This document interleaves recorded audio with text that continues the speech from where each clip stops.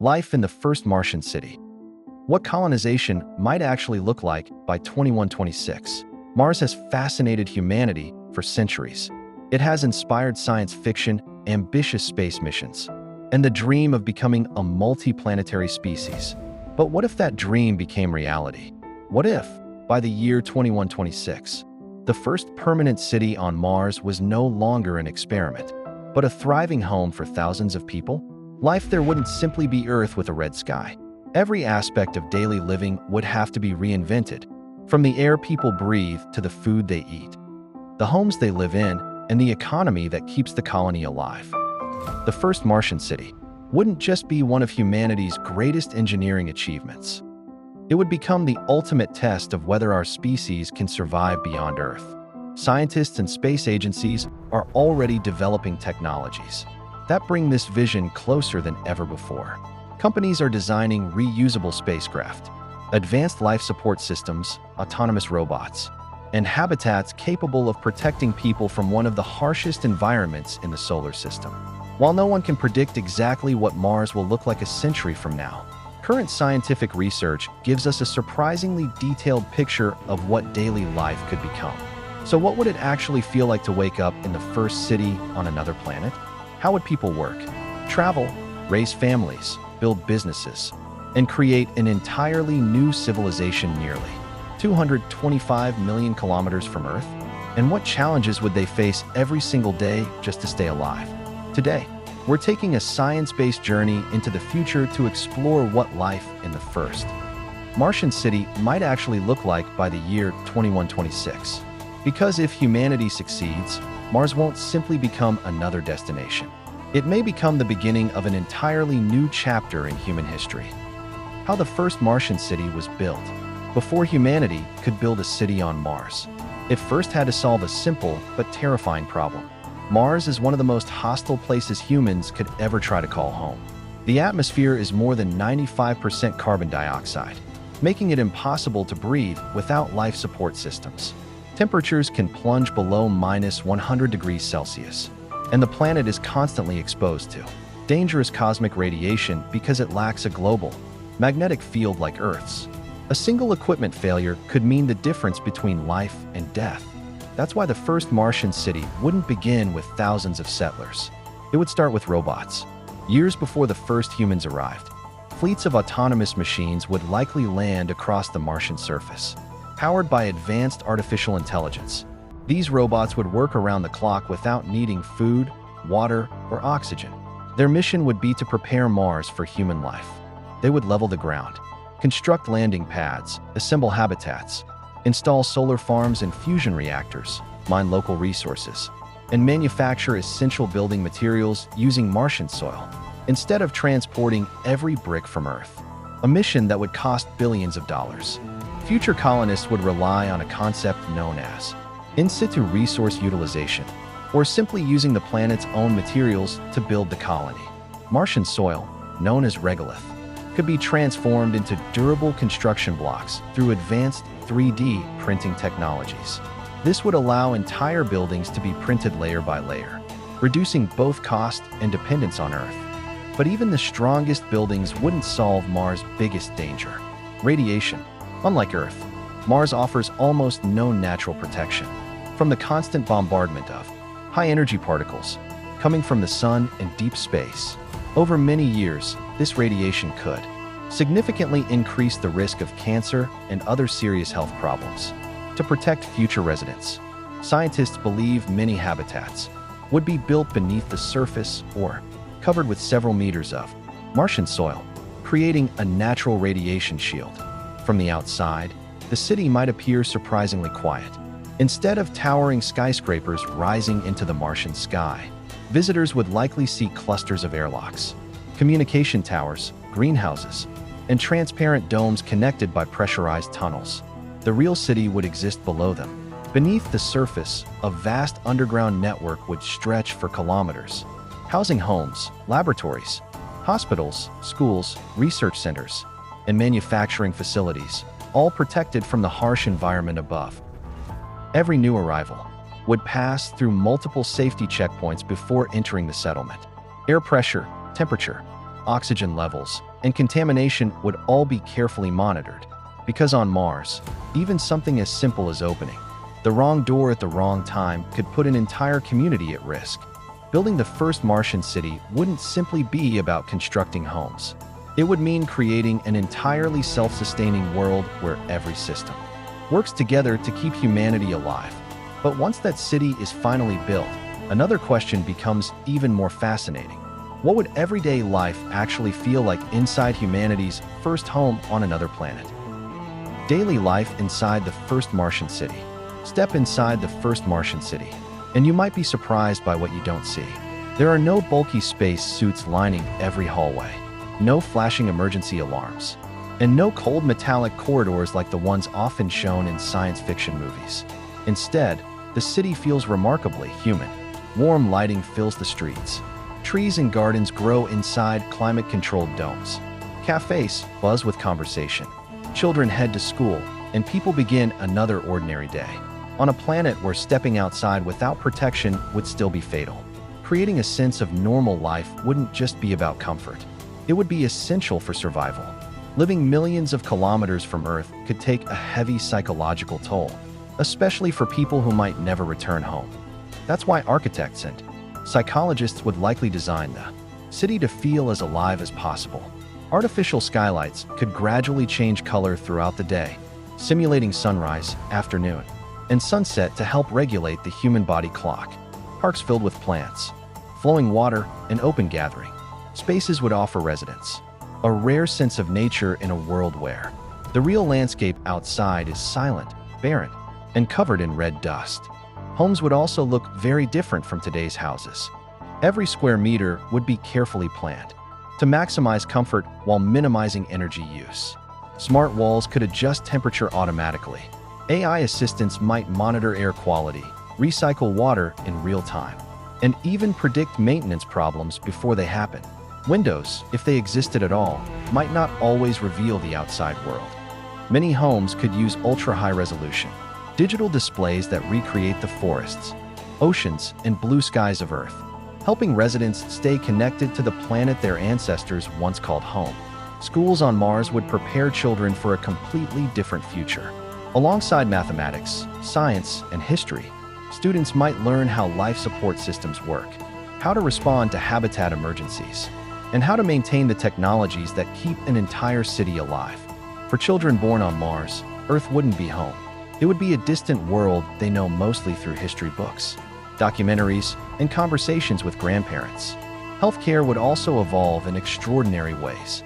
AI-powered diagnostic systems, robotic surgeons, and advanced medical scanners could detect illnesses before symptoms even appear, allowing doctors to treat problems earlier than ever before. Every resident's health might be continuously monitored, helping prevent small issues from becoming life-threatening. In an environment where medical resources are limited. Yet despite all these technological advances, one simple reality would remain. Every meal, every shower, every breath of air, and every drop of water would depend on a network of machines working perfectly every second of every day. On Earth, these are things most people rarely think about. On Mars, they would become the foundation of everyday life. Because in humanity's first city on another planet, survival wouldn't be automatic. It would be engineered. But if nothing on Mars can be taken for granted, one question becomes impossible to ignore. Where would all that air, water, food, and energy actually come from? How a Martian city stays alive. Building a city on Mars would be an extraordinary achievement. Keeping it alive every single day would be an even greater one. On Earth, we rarely stop to think about where our air comes from, how clean water reaches our homes, or how food appears on supermarket shelves. On Mars, every one of those necessities would have to be created from scratch. The first challenge would be something no human can live without for more than a few minutes: oxygen. Fortunately, Mars offers an unexpected advantage. Although its atmosphere can't support human life, it is made up of more than 95% carbon dioxide. Future oxygen generation systems could separate oxygen atoms from carbon dioxide, producing breathable air for homes, hospitals, schools, and workplaces. Every breath inside the city would be the result of advanced engineering, working around the clock. water would be just as precious. Scientists have already discovered large amounts of water ice beneath the Martian surface and near its polar regions. Future colonies could mine this ice, purify it, and distribute it throughout the city. But wasting water would never be an option. Almost every drop would be recycled. Water from showers, sinks, washing machines, and even the moisture people exhale could be captured, purified, and reused. The recycling systems of 2126 might recover nearly everything, turning what we now call waste into one of the colony's most valuable resources. Food production would also look very different. Massive indoor farms would replace traditional fields. Under carefully controlled lighting, vegetables, fruits, and grains could grow year-round without worrying about weather, seasons, or pests. Vertical farming systems would allow thousands of plants to grow in stacked layers, producing more food while using far less space. Some foods might never come from farms at all. Advances in cellular agriculture could allow meat to be grown directly from animal cells, giving residents access to beef, chicken, and seafood without raising livestock on a planet where every square meter of living space is precious. Even the city's waste would become part of the survival system. Organic waste could be converted into fertilizer for crops or processed into fuel, ensuring that as little as possible is thrown away. Nothing would be considered useless if it could help sustain life. All of this would require an enormous and reliable source of energy. While vast solar farms would capture sunlight during clear days, Mars is famous for its planet-wide dust storms, which can reduce sunlight for weeks at a time. That's why many experts believe the backbone of a permanent Martian city could be compact fusion reactors or advanced nuclear power systems capable of delivering continuous electricity, regardless of the weather. Without energy, the city would lose heating, lighting, air circulation, food production, and life support systems.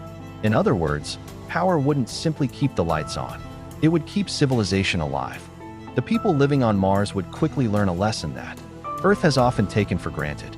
Survival isn't just about having resources, it's about managing them wisely. But once the essentials of life are secure, another challenge begins to shape the future of the colony. How do you build an economy on a planet where almost everything has to be created, recycled, or imported? The Martian economy, building wealth on another world. A city cannot survive on oxygen and water alone. It also needs an economy. But creating wealth on Mars would be unlike anything humanity has ever attempted. During the early years of colonization, almost every tool, machine, and critical supply would still come from Earth. Transporting cargo across millions of kilometers would take months and cost enormous amounts of money.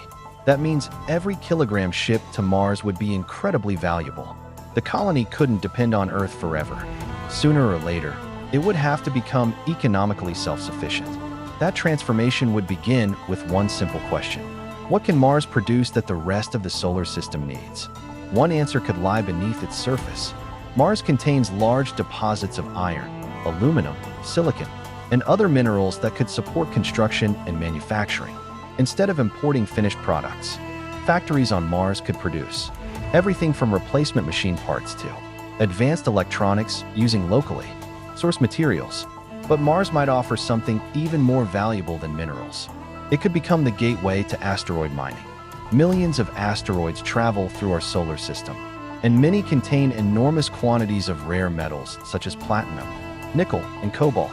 Autonomous spacecraft could one day extract these resources and transport them to processing facilities on Mars, where lower gravity would make launching cargo back into space far easier than from Earth. In that future, Mars wouldn't just be a colony.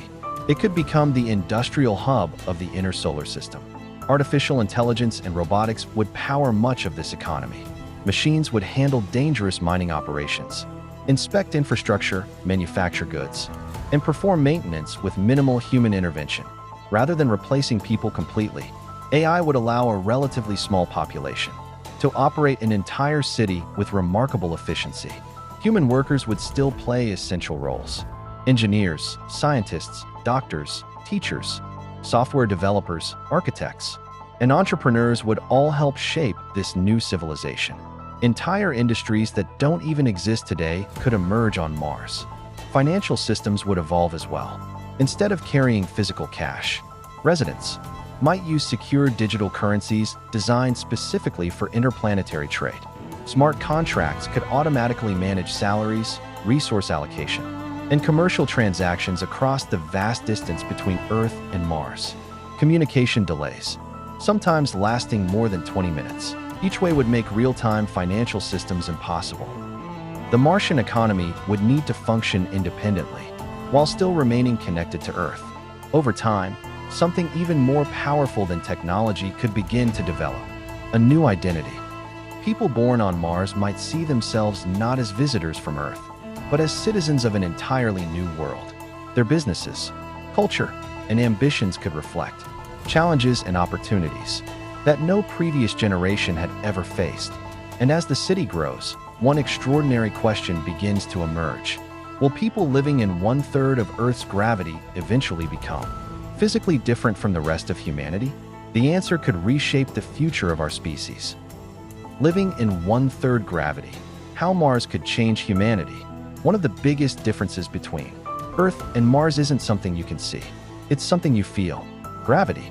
Mars has only about 38% of Earth's gravity, which means almost everything would behave differently. On your first day, even simple movements might feel strange. Walking would require less effort. Jumping higher would become second nature. Carrying heavy equipment that would be exhausting on Earth could feel surprisingly easy. At first, it might seem like an incredible advantage, but over months and years, lower gravity would begin, changing the human body in ways scientists are still trying to understand. Without Earth's constant gravitational pull, muscles would gradually weaken unless people exercised every day. Bones could lose density over time, increasing the risk of fractures. The heart, which normally works hard to pump blood against Earth's gravity, might also adapt to the lighter environment. That's why future Martian cities would almost certainly include advanced fitness centers, where exercise isn't just a lifestyle choice.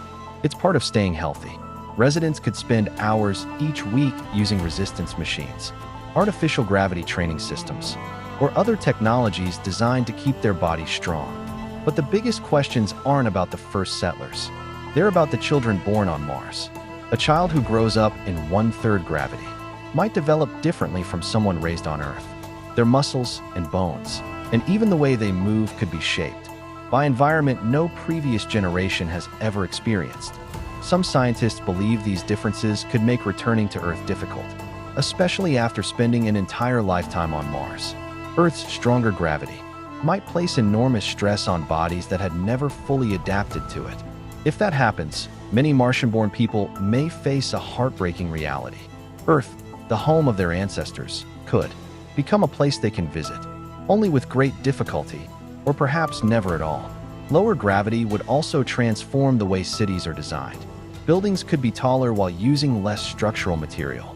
Staircases might become less important, as people move effortlessly between levels, using lifts, ramps, or entirely new forms of transportation.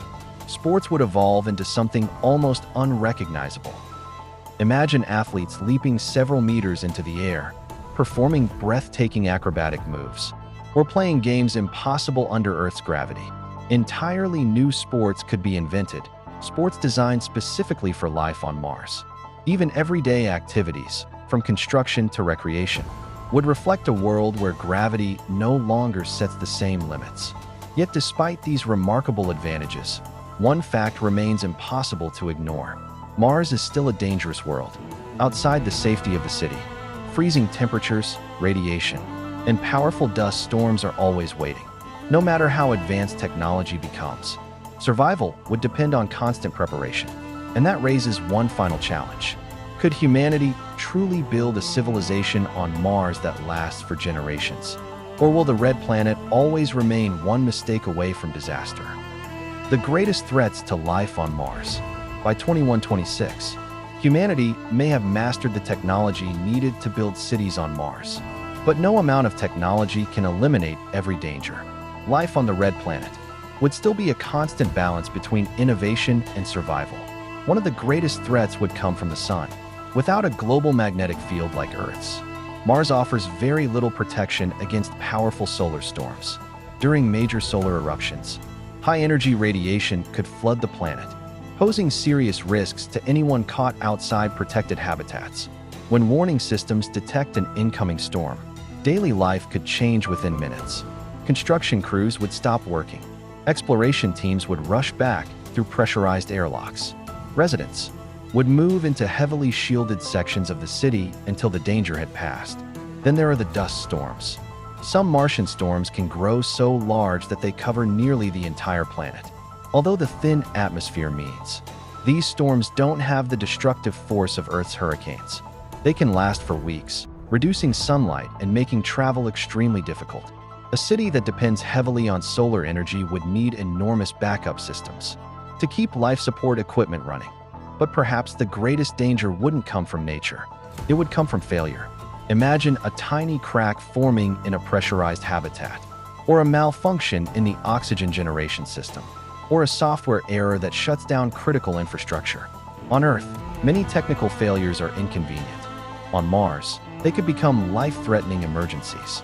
That's why nearly every essential system would be built with multiple layers of redundancy. Backup power, backup air systems, backup communications, backup life support. If one system fails, another must take over immediately.